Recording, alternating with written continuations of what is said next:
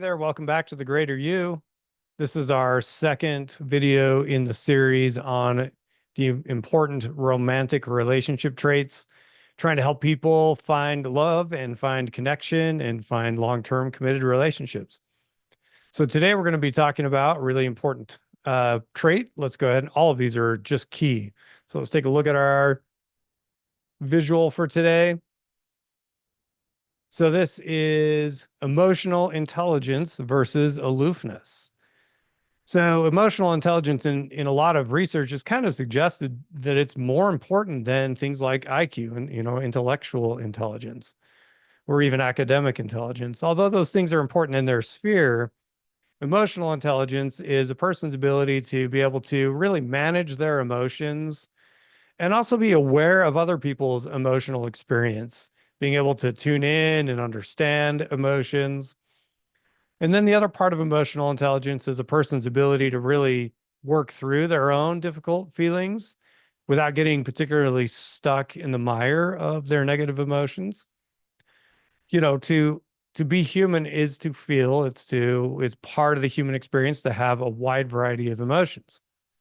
An emotionally intelligent person is in tune with that and understands that, doesn't allow their emotions to override or rule their sense of reason, but is also available and present for emotional connectivity. Versus this other thing, which is aloofness, people that are pretty disconnected on an emotional intelligence, vector or level, they're kind of disconnected and aloof and distant. You hear the buzz of people saying, oh, that person's emotionally unavailable. That's not the trait you want in a long-term romantic partner. I'm not suggesting that a person needs to be, overly emotional and dramatic, especially. That's actually not a sign of emotional intelligence. If we're overly dramatic and always exaggerating and always, riding the wave of, roller coasters of emotions. But also the other side is that we're not, aloof or distant or locked down, like talking to a computer, right? You're trying to bond with someone on an emotional level and their only logic and reason, then that, there's a disconnect that can happen there.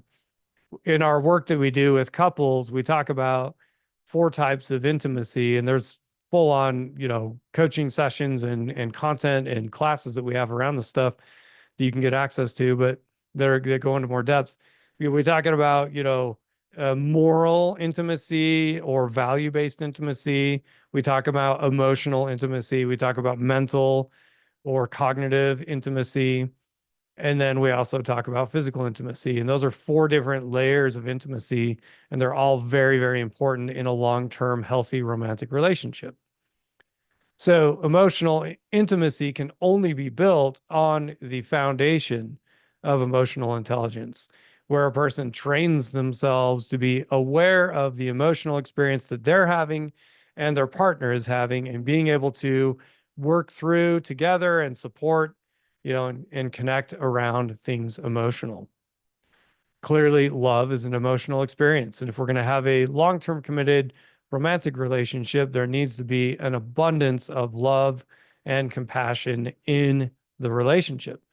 Emotional intelligence is required for a person to be able to feel, express, and share that love with their partner versus being aloof, where people are withdrawn emotionally. They don't really ever want to share their feelings. It's amazing how many couples we'll work with that I love you is not really said often or ever in some relationships. And, certainly words need to be backed up with actions, right? Acts of service is one of the kings of love languages, right? There's 5 love languages out there, and people need to show their love, but it's also important to say it. And to say it sincerely, not with an inauthenticity and not with a intent to manipulate. So emotional intelligence, very important. This is a really key trait to both develop in yourself and seek in a partner. And it is a learnable skill. It comes more naturally to some people. They're more naturally inclined towards emotional intelligence and awareness and self-regulatory capacity and coping and all that stuff. But all of those things are learnable. You can learn them. If you need some help with developing your emotional intelligence, let us know. Hit us in the comments section. Like this video if you liked it. Obviously, if you go to thegreateryou.com, you can, that's with the letter U, you can go ahead and sign up for coaching. We've got multiple coaches that are servicing clients as we speak, and we are great at helping people develop their muscles in their mind and in their heart to develop that emotional intelligence to be able to understand, connect with emotions, and regulate them. So, all right. So that's it for this one. Thank you so much for your time.